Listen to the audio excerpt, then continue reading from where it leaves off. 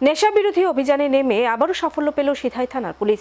গোপন সূত্রে ভিত্তিতে অভিযানে নেমে থানার অন্তর্গত হেজামারা সুরেন্দ্রনগর ভিলেজ এলাকায় এক বাড়িতে অভিযান চালিয়ে উদ্ধার করল ড্রাম ভর্তি শুকনো গাঁজা।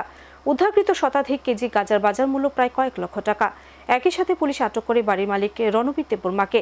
তার বিরুদ্ধে সুনির্দিষ্ট মামলা নিয়ে আদালতে তুলে পুলিশ। রাজ্যে চলছে এখন লোকসভা নির্বাচনের দামামা।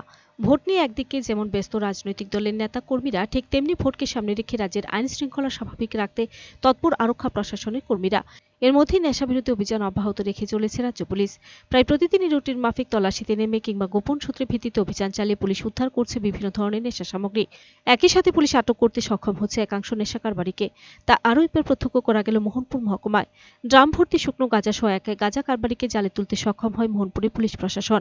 গোপন খবরের ভিত্তিতে মঙ্গলবার গভীর রাতে মোহনপুর মহকুমা পুলিশ আধিকারিক কমল বিকাশ মজুমদারের নেতৃত্বে সিধাই থানার পুলিশ টিম মোহনপুর মহকুমার অন্তর্গত হেজামারা সুরেন্দ্রনগর ভিলেজে এক বাড়িতে হানা দিয়ে বাজেয়াপ্ত করল শুকনো গাঁজা। শুধু তাই নয়, পুলিশ ঘটনাস্থল থেকে গ্রেপ্তার করে কুখ্যাত নেশা কারবারি তথা বাজেয়াপ্ত হওয়া শুকনো গাঁজাগুলির মালিক রণবীর দেববর্মাকে। পরে গাঁজা সহ গ্রেপ্তার হওয়া রণবীর দেববর্মাকে নিয়ে যাওয়া হয় সিধাই থানাতে। বাজেয়াপ্ত হওয়া গাঁজার পরিমাণ 117 কেজি, যার বাজার মূল্য প্রায় 9 লক্ষাধিক টাকা। এমনটি জানান সিধাই থানার পুলিশ আধিকারিক এন হালাম। তিনি আরও জানান, গ্রেপ্তার হওয়া রণবীর দেববর্মার বিরুদ্ধে এনডিপিএস ধারায় মামলা লিপিবদ্ধ করে আইন অনুযায়ী ব্যবস্থা গ্রহণ করা হবে। পাশাপাশি সেই এলাকায় গাঁজা বাণিজ্যের সাথে জড়িত সমস্ত কারবারিদের জালে তুলতে তদন্ত প্রক্রিয়ার কাজ এগিয়ে নিয়ে যাওয়া হবে বলেও জানান পুলিশ আধিকারিক।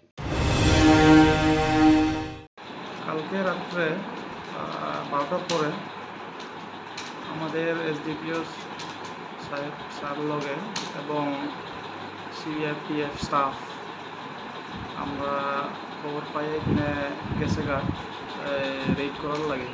রেড করিয়া এখানে জায়গাটার নাম হইল তুষারপুর Surendranagar.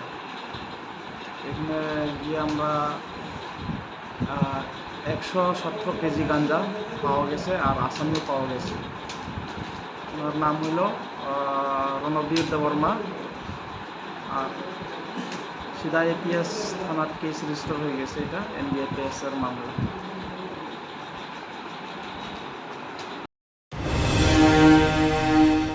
Video report search India channel.